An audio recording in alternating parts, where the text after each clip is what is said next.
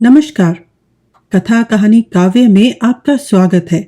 आइए हमारे साथ इस साहित्यिक सफर पर। मेरा नाम है मनीषा और हमारी आज की कहानी है मुंशी प्रेमचंद के उपन्यास सेवा सदन का छठा भाग। पिछले भाग में आपने सुना कि पदम सिंह कैसी कैसी कोशिशें करके अपने भतीजे को पढ़ाने की जद्दोजहद में लगे हैं। किसी तरह से मास्टर का इंतजाम होने पर भी सदन का पढ़ने में जी न लगा, बल्कि इसके उलट उसका मन बाजार में घूमने फिरने में लगता था। पहले फिटन में घूमता था, फिर उसकी जिद पर अपनी पत्नी की 2 साल की पूंजी से पदम सिंह ने सदन को घोड़ा दिलवा दिया, तो उसके जैसे और भी पर निकल आए।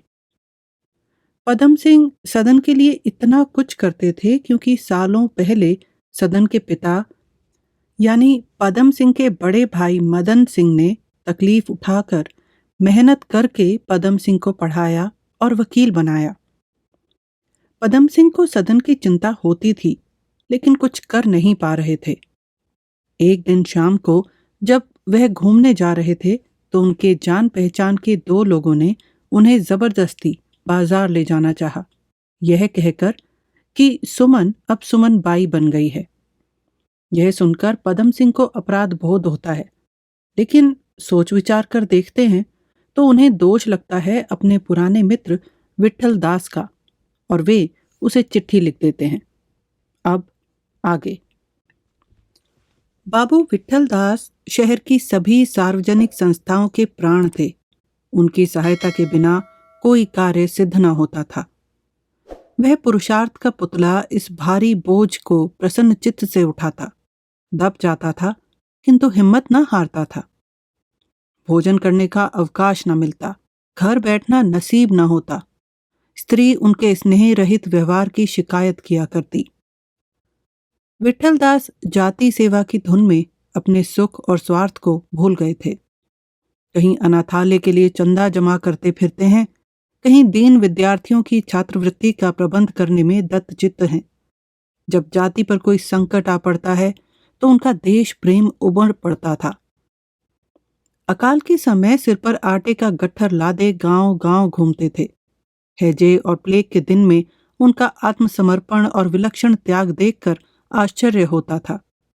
अभी पिछले दिनों जब गंगा में बाढ़ आ गई थी, तो महीनों घर की सूरत नहीं देखी और अपनी सारी संपत्ति देश पर अर्पण कर चुके थे, पर इसका तनिक भी अभिमान न था। उन्होंने उच्च शिक्षा नहीं पाई थी, वाक शक्ति भी साधारण थी। उनके विचार में बहुधा प्रौढ़ता तथा दूरदर्शिता का अभाव होता था। वह विशेष नीति कुशल, चतुर या बुद्धिमान न थे, पर उनमें देशानुराग का एक ऐसा गुण था जो उन्हें सारे नगर में सर्वसम्मान्य बनाए था।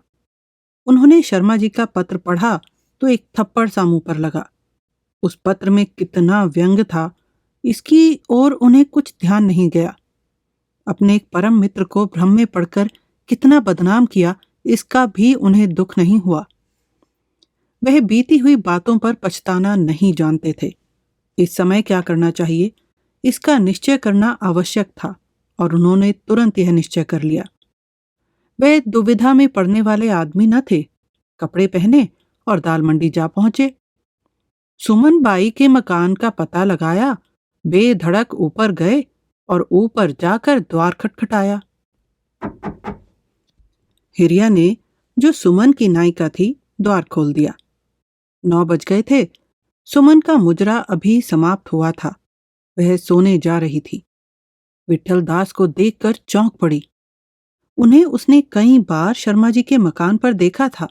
झिझक कर खड़ी हो गई, सिर झुकाकर बोली, महाशय, आप इधर कैसे भूल पड़े? विट्ठल दास सावधानी से कालीन पर बैठकर बोले, भूल तो नहीं पड़ा, जानबूझ कर आया हूं। पर जिस बात का किसी तरह विश्वास ना आता था, वही देख रहा हूं। आज जब पदम सिंह का पत्र मिला तो मैंने समझा कि किसी ने उन्हें धोखा दिया है, पर अब अपनी आंखों को कैसे धोखा दूं? जब हमारी पूज्य ब्राह्मण महिलाएं ऐसे कलंकित मार्ग पर चलने लगें तो हमारे अधः पतन का अब पारावार नहीं है। सुमन, तुमने हिंदू जाति का सिर नीचा कर दिया। सुमन ने गंभीर स्वर से उत्तर दिया, आप ऐसा समझते होंगे, और तो कोई ऐसा नहीं समझता। अभी कई सज्जन यहां से मुजरा सुनकर गए हैं। सभी हिंदू थे, लेकिन किसी का सिर नीचा न मालूम होता था। वह मेरे यहां आने से बहुत प्रसन्न थे। फिर इस मंडी में मैं ही एक ब्राह्मणी नहीं हूं। दो चार का नाम तो मैं अभी ले सकती हूं, जो बहुत ऊंचे कुल की हैं, पर जब बिरादरी में अपना निभाग किसी तरह न देखा तो विवश होकर यहां चली आई। जब हिंदू जाति को खुद ही लाज नहीं है तो फिर हम जैसी अबलाएं उसकी रक्षा कहां तक कर सकती हैं। सुमन, तुम सच कहती हो। बेशक हिंदू जाति अधोगति को पहुंच गई और अब तक वह कभी की नष्ट हो गई होती, पर हिंदू स्त्रियों ने ही अभी तक उसकी मर्यादा की रक्षा की है। उन्हीं के सत्य और सुकीर्ति ने उसे बचाया है। केवल हिंदुओं की लाज रखने के लिए लाखों स्त्रियां आग में भस्म हो गई। यही वह विलक्षण भूमि है जहां स्त्रियां नाना प्रकार के कष्ट भोगकर, अपमान और निरादर सहकर, पुरुषों की अमानुषीय क्रूरताओं को चित्त में न लाकर हिंदू जाति का मुख उज्जवल करती थीं। यह साधारण स्त्रियों का गुण था, और ब्राह्मणियों का तो पूछना ही क्या। पर शोक है कि वही देवियां अब इस भांति मर्यादा का त्याग करने लगी।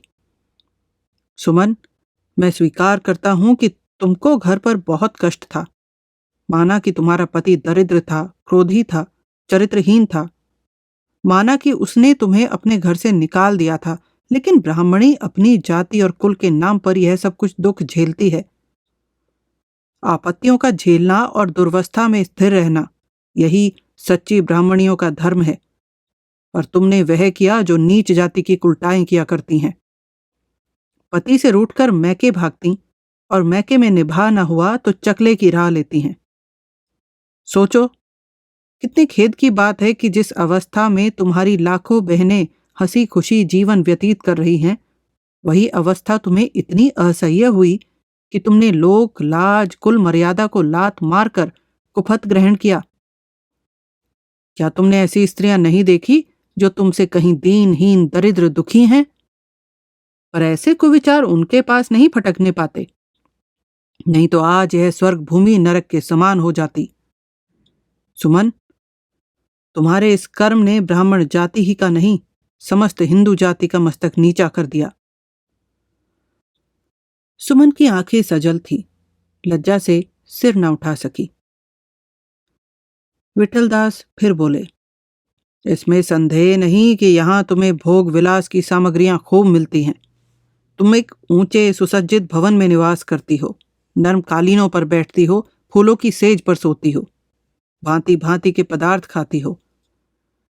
लेकिन सोचो तो तुमने यह सामग्रियां किन दामों मोल ली हैं, अपनी मान मर्यादा बेचकर।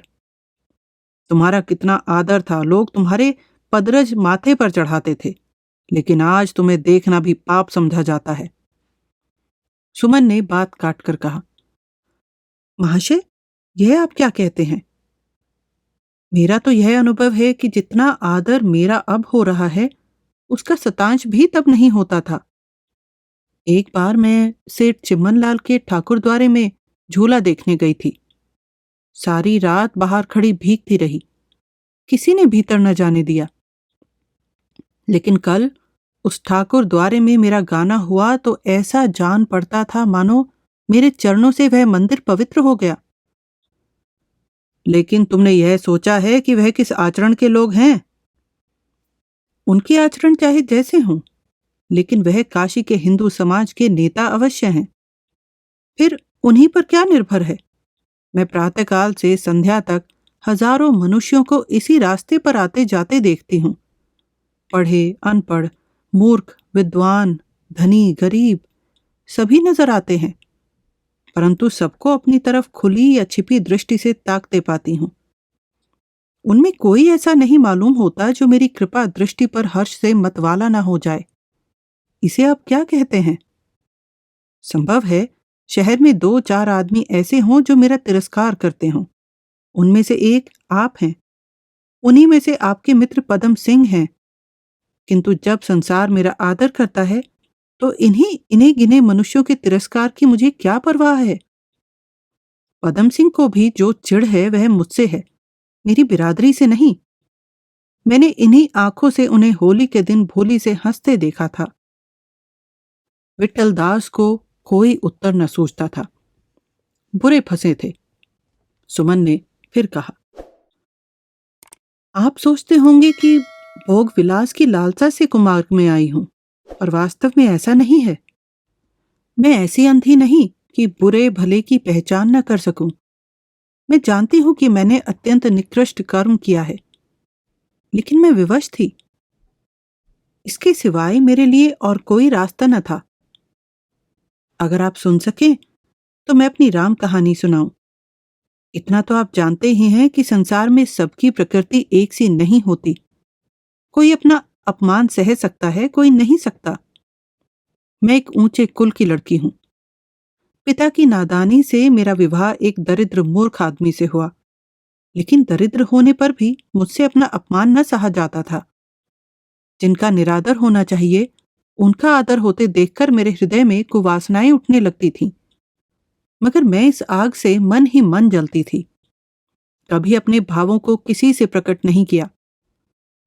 संभव था कि कालांतर में यह अग्नि आप ही आप शांत हो जाती, पर पदम सिंह के जलसे ने इस अग्नि को भड़का दिया।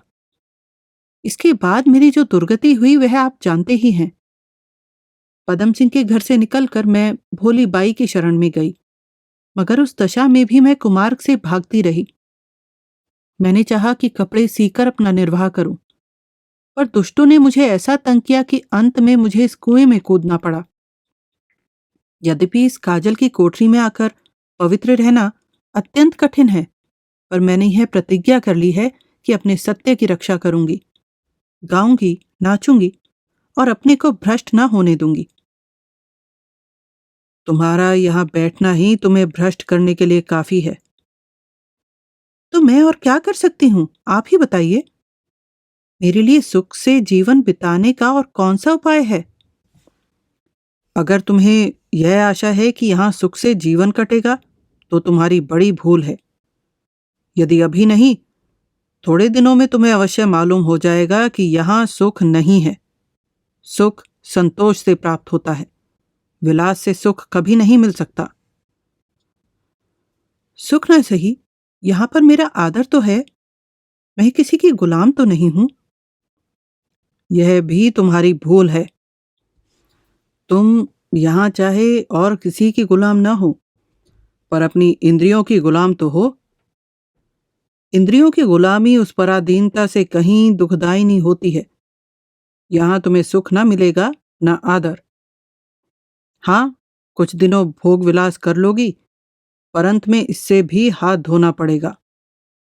सोचो तो, थोड़े दिनों तक इंद्रियों को सुख देने के लिए तुम अपनी आत्मा और समाज पर कितना बड़ा अन्याय कर रही हो। सुमन ने आज तक किसी से ऐसी बातें न सुनी थी। वह इंद्रियों के सुख को, अपने आदर को जीवन का मुख्य उद्देश्य समझती थी। आज उसे मालूम हुआ कि सुख संतोष से प्राप्त होता है और आदर सेवा से। उसने कहा, मैं सुख और आदर दोनों ही को छोड़ती हूं, पर जीवन निर्वाह का तो कुछ उपाय करना पड़ेगा। अगर ईश्वर तुम्हें सुबुद्धि दें तो सामान्य रीति से जीवन निर्वाह करने के लिए तुम्हें दाल मंडी में बैठने की जरूरत नहीं है। तुम्हारे जीवन निर्वाह का केवल यही एक उपाय नहीं है। ऐसे कितने धंधे हैं जो तुम अपने घर में बैठी हुई कर सकती हो। सुमन का मन अब कोई बहाना न ढूंढ सका। विट्ठल दास के सदुत्साह ने उसे वशीभूत कर लिया। सच्चे आदमी को हम धोखा नहीं दे सकते। उसकी सच्चाई हमारे हृदय में उच्च भावों को जागृत कर देती है। उसने कहा, मुझे यहां बैठते स्वतः लज्जा आती है। बताइए, आप मेरे लिए क्या प्रबंध कर सकते हैं? मैं गाने में निपुण हूं, गाना सिखाने का काम कर सकती हूँ। ऐसी तो यहाँ कोई पाठशाला नहीं है। मैंने कुछ विद्या भी पढ़ी है, कन्याओं को अच्छी तरह पढ़ा सकती हूँ। विठलदास ने चिंतित भाव से उत्तर दिया। कन्या पाठशालाएं तो कई हैं, पर तुम्हें लोग स्वीकार करेंगे इसमें संदेह है। तो फिर आप मुझसे क्या करने को कहते हो? कोई ऐसी हिंदू जाति का प्रेमी है जो मेरे लिए 50 रुपए मासिक देने पर राजी हो? यह तो मुश्किल है। तो क्या आप मुझसे चक्की पिसाना चाहते हैं? मैं ऐसी संतोषी नहीं हूं। विधवा आश्रम में रहना चाहो तो उसका प्रबंध कर दिया जाए। मुझे यह भी मंजूर है, पर वहां मैंने स्त्रियों को अपने संबंध में कानाफूसी करते देखा तो पल भी न ठहरूंगी। यह टेढ़ी शर्त है। मैं किस किस की जबान को रोकूंगा, लेकिन मेरी समझ में सभा वाले तुम्हें लेने पर राजी न होंगे। तो जब आपकी हिंदू जाति इतनी हृदय शून्य है, तो मैं उसकी मर्यादा पालने के लिए क्यों कष्ट भोगूं, क्यों जान दूं? जब आप मुझे अपनाने के लिए जाति को प्रेरित नहीं कर सकते, जब जाति आप ही लज्जाहीन है, तो मेरा क्या दोष है? मैं आपसे केवल एक प्रस्ताव और करूंगी, और यदि आप उसे भी पूरा ना कर सकेंगे, तो फिर मैं आपको कष्ट न दूंगी। आप पंडित पदम सिंह को 1 घंटे के लिए मेरे पास बुला लाइए। मैं उनसे एकांत में कुछ कहना चाहती हूँ। उसी घड़ी मैं यहाँ से चली जाऊंगी। मैं केवल यह देखना चाहती हूँ कि जिन्हें आप जाति के नेता कहते हैं, उनकी दृष्टि में मेरे पश्चाताप का कितना मूल्य है। विठलदास खुश होकर बोले, हाँ हाँ, यह मैं कर सकता हूँ। बोलो, किस दिन? जब आपका जी चाहे। फिर तो न जाओगी? अभी इतनी नीच नहीं हुई हूं। महाशय विठलदास इस समय ऐसे खुश थे मानो उन्हें कोई संपत्ति मिल गई हो। उन्हें विश्वास था कि पदम सिंह इस जरा से कष्ट से मुंह न मोड़ेंगे। केवल उनके पास जाने की देर है। वह होली के कई दिन पहले से शर्मा जी के पास नहीं गए थे। यथाशक्ति उनकी निंदा करने में कोई बात उठा न रखी थी, जिस पर कदाचित अब वह मन ही मन लज्जित थे। इस पर भी शर्मा जी के पास जाने में उन्हें जरा भी संकोच न हुआ। उनके घर की ओर चले। रात के 10 बज गए थे। आकाश में बादल उमड़े हुए थे। घोर अंधकार छाया हुआ था, लेकिन राग रंग का बाजार पूरी रौनक पर था। अट्टालिकाओं से प्रकाश की किरणें छिटक रही थीं। कहीं सुरीली ताने सुनाई देती थीं, कहीं मधुर हास्य की ध्वनि, कहीं आमोद प्रमोद की बातें। चारों ओर विषय वासना अपने नग्न रूप में दिखाई दे रही थी।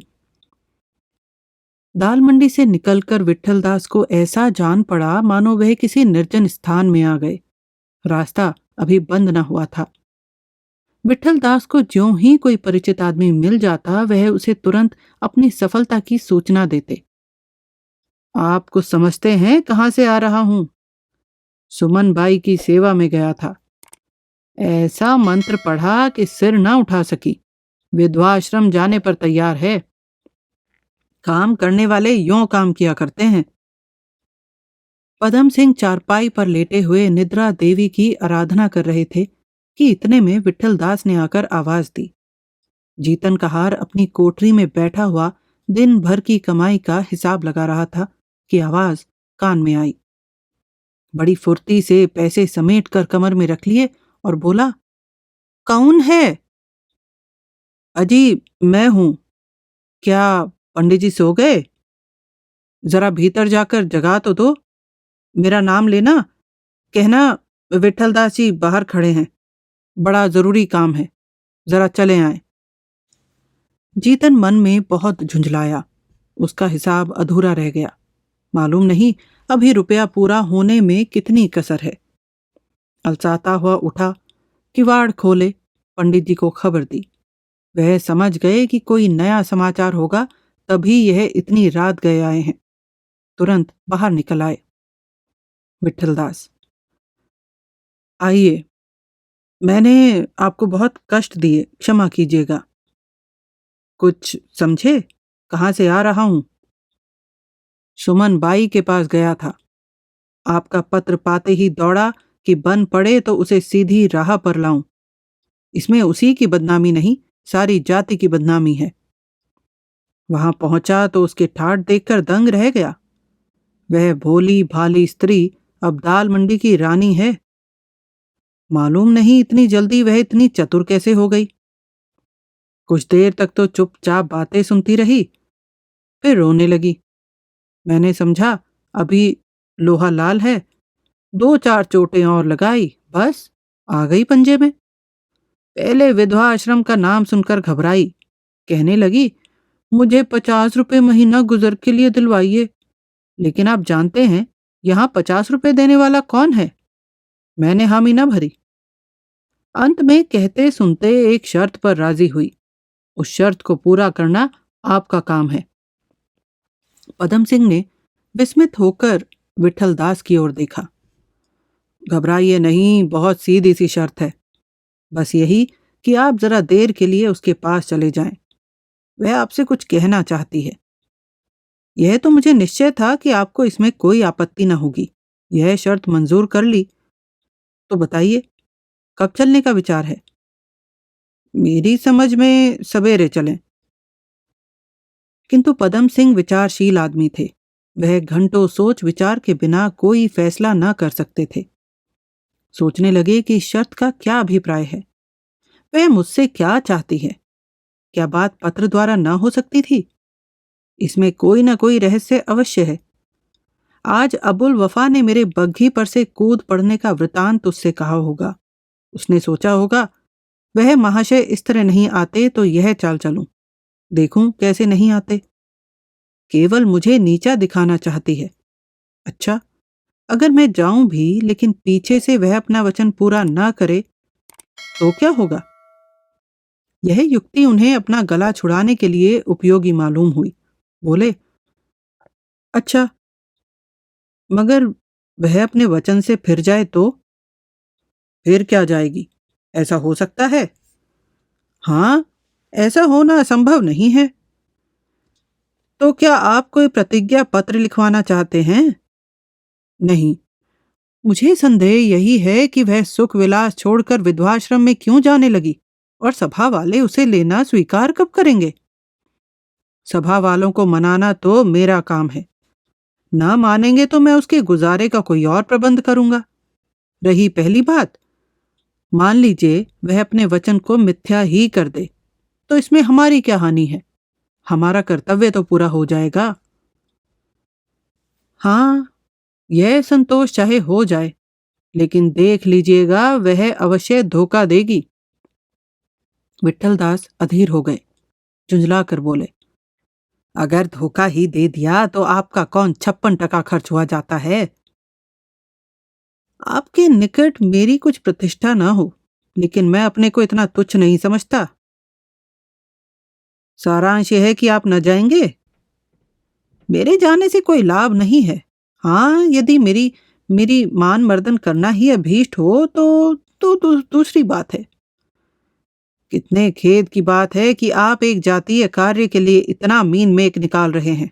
शोक, आप आंखों से देख रहे हैं कि एक हिंदू जाति की स्त्री कुएं में गिरी हुई है और आप उसी जाति के एक विचारवान पुरुष होकर उसे निकालने में इतना आगा पीछा कर रहे हैं। बस आप इसी काम के हैं कि मूर्ख किसानों और जमींदारों का रक्त चूसें। आपसे और कुछ ना होगा। शर्मा जी ने इस तिरस्कार का उत्तर न दिया। वह मन में अपने अकर्मण्यता पर स्वयं लज्जित थे और अपने को इस तिरस्कार का भागी समझते थे। लेकिन एक ऐसे पुरुष के मुंह से ये बातें अत्यंत अप्रिय मालूम हुई जो इस बुराई का मूल कारण हो। वह बड़ी कठिनाई से प्रत्युत्तर देने के आवेग को रोक सके।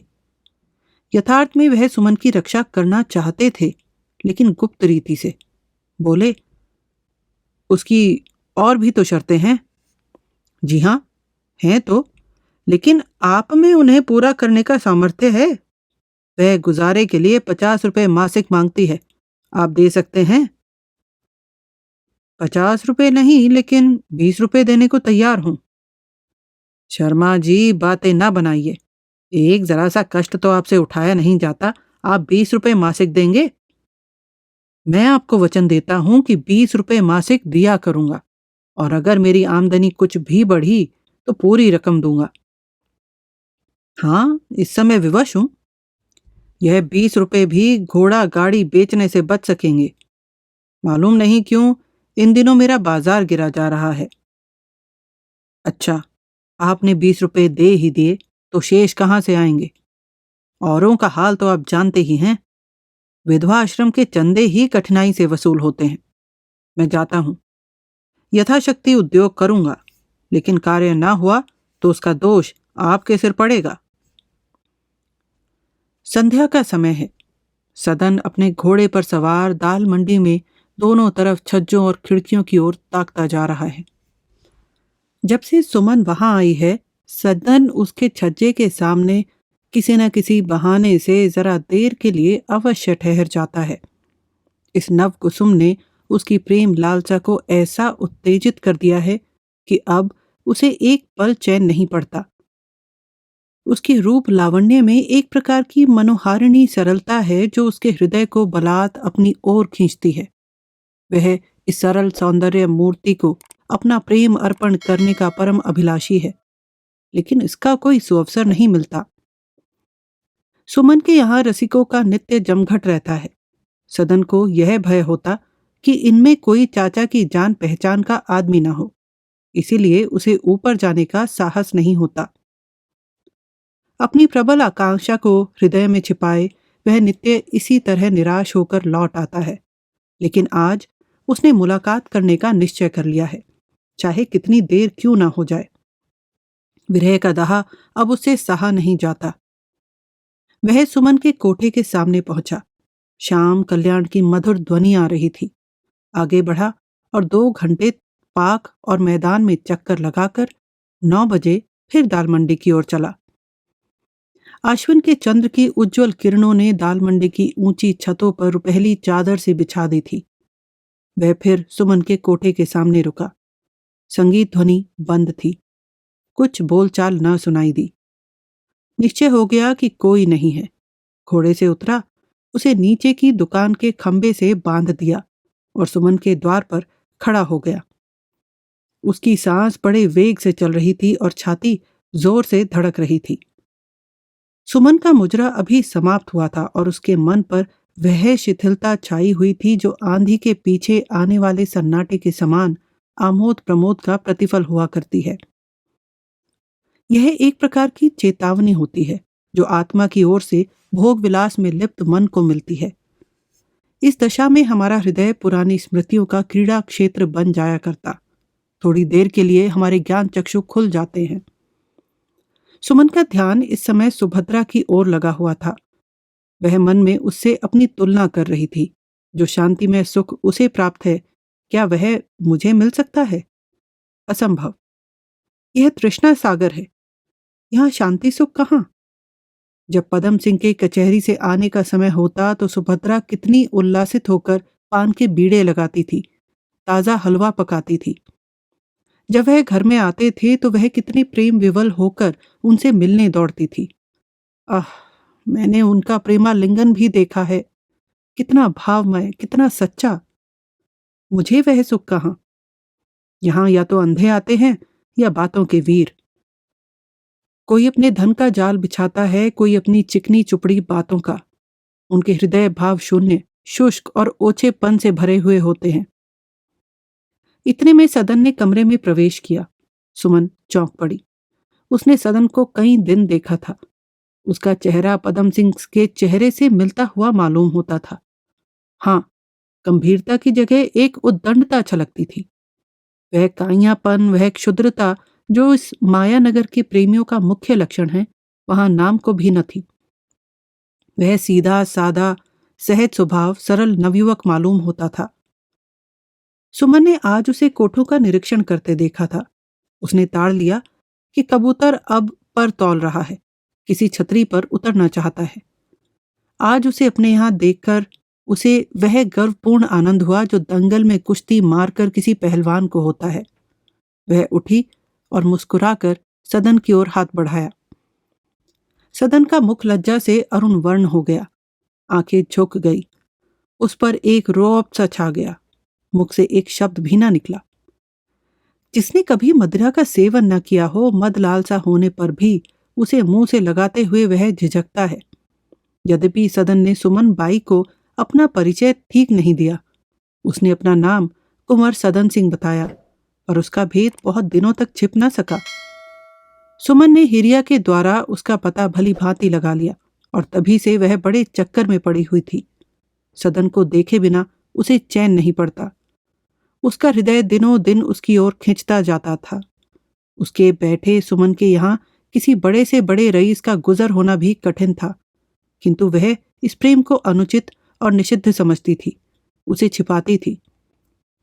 उसकी कल्पना किसी अव्यक्त कारण से इस प्रेम लालसा को भीषण विश्वासघात समझती थी।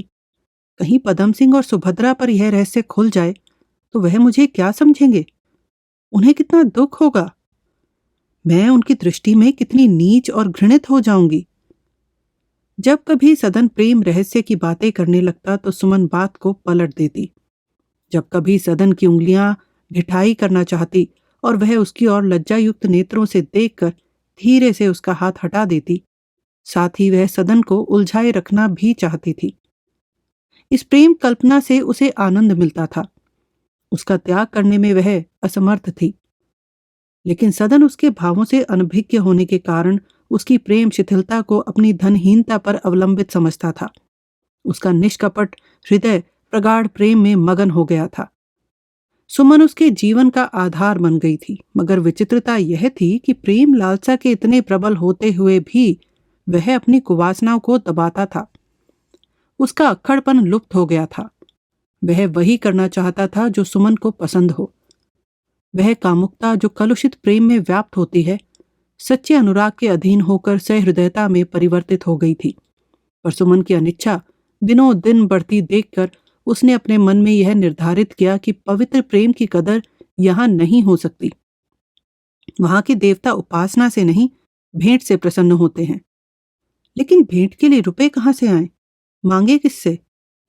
निदान उसने पिता को एक पत्र लिखा कि मेरे भोजन का अच्छा प्रबंध नहीं है, लज्जावश चाचा साहब से कुछ कह नहीं सकता, मुझे कुछ रुपए भेज दीजिए।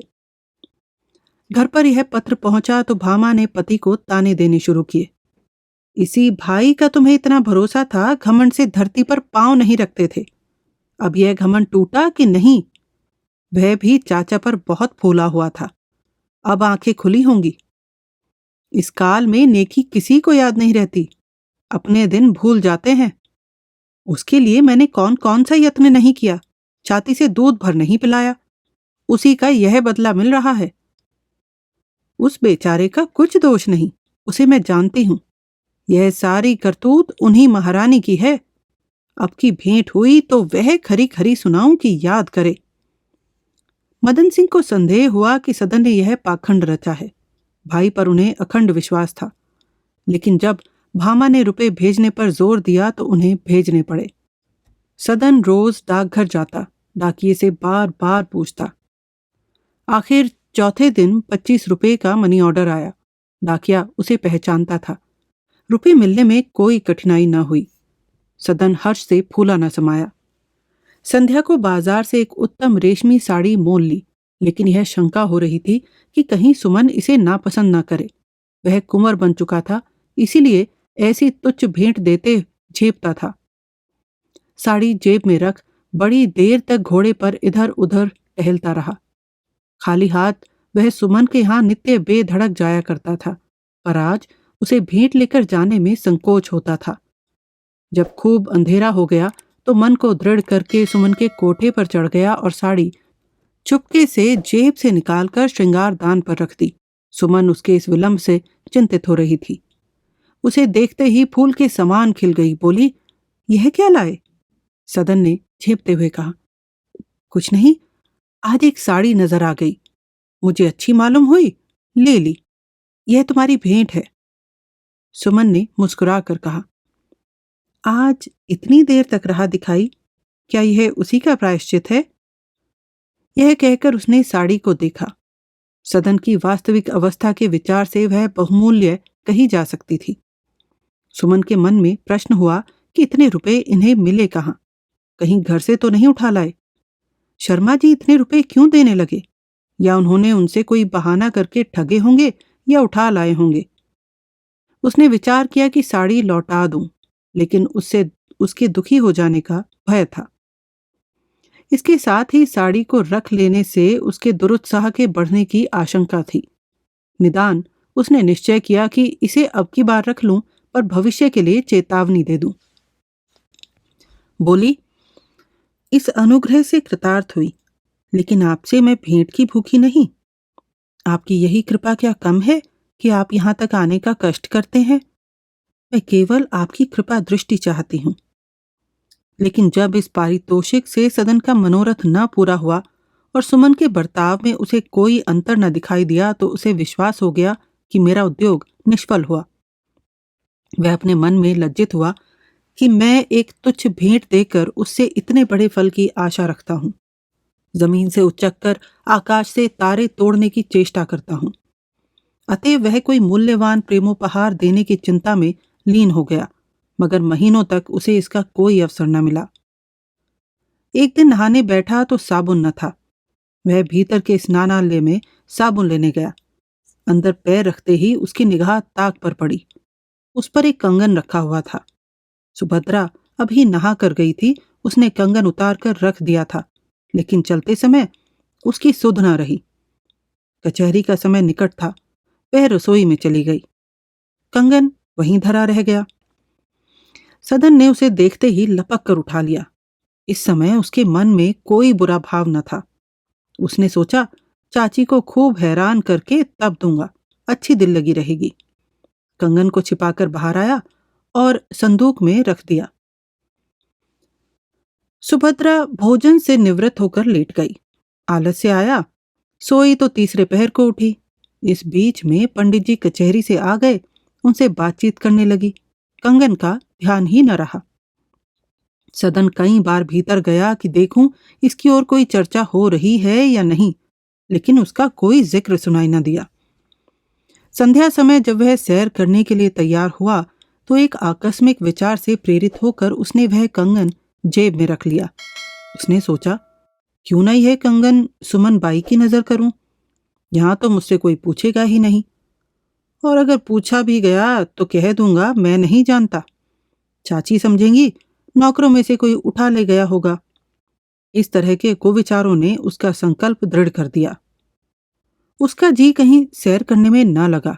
वह उपहार देने के लिए व्याकुल हो रहा था। नियमित समय से कुछ पहले ही घोड़े को दाल मंडी की तरफ फेर दिया। यहां उसने एक छोटा सा मखमली बक्स लिया। उसमें कंगन को रखकर सुमन के यहां जा पहुंचा। वह इस बहुमूल्य वस्तु को इस प्रकार भेंट करना चाहता था मानो वह कोई अति सामान्य वस्तु दे रहा हो। आज वह बहुत देर तक बैठा रहा। संध्या का समय उसके लिए निकाल रखा था, किंतु आज प्रेमालाप में भी उसका जी न लगता था। उसे चिंता लगी हुई थी कि यह कंगन उसे कैसे भेंट करूं। जब बहुत देर हो गई तो वह चुपके से उठा, जेब से बक्स निकाला और उसे पलंग पर रखकर दरवाजे की तरफ चला। सुमन ने देख लिया था। पूछा, इस बक्स में क्या है? कुछ नहीं, खाली बक्स है। नहीं नहीं, ठहरिए, मैं देख लूं। यह कहकर उसने सदन का हाथ पकड़ लिया और संदूकची को खोलकर देखा। इस कंगन को उसने सुभद्रा के हाथ में देखा था। उसकी बनावट बहुत अच्छी थी। पहचान गई। हृदय पर बोझ सा आ पड़ा। उदास होकर बोली, मैंने आपसे कह दिया था कि मैं इन चीजों की भूखी नहीं हूं। आप व्यर्थ मुझे लज्जित करते हैं। सदन ने लापरवाही से कहा, मानो वह कोई राजा है। गरीब का पान फूल स्वीकार करना चाहिए। मेरे लिए सबसे अमूल्य चीज आपकी कृपा है। वही मेरे ऊपर बनी रहे।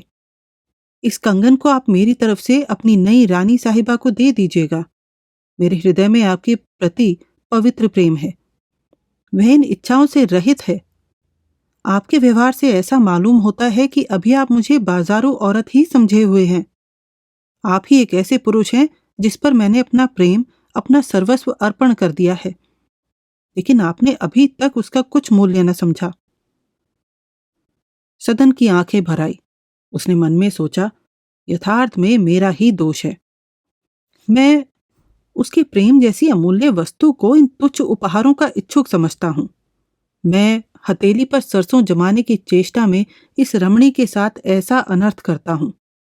आज इस नगर में ऐसा कौन है जो उसके एक प्रेम कटाक्ष पर अपना सर्वस्व न लुटा दे।